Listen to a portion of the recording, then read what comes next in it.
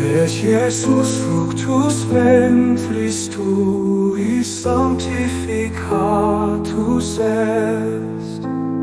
Sancta Maria, Dei omnipotentis Mater, ora pro nobis peccatoribus in hoc mundo immenso, cum nos adveniat nobis atsis adunc, et preces nostras ad celestem Thesarufe.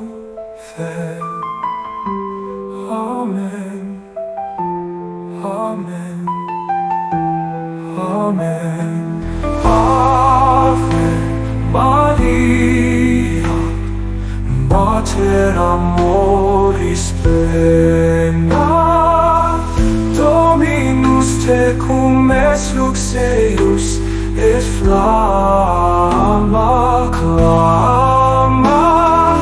Inter mulieres cunctas gratiam iuisti, et Iesus fructus ventris tui sanctificatus est.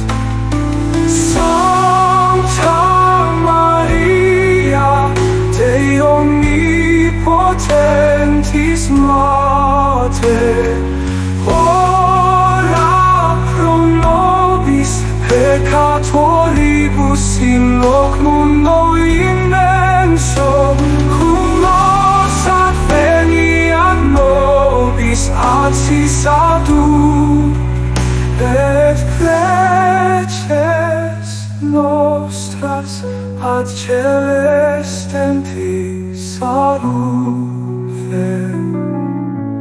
Amen. Amen.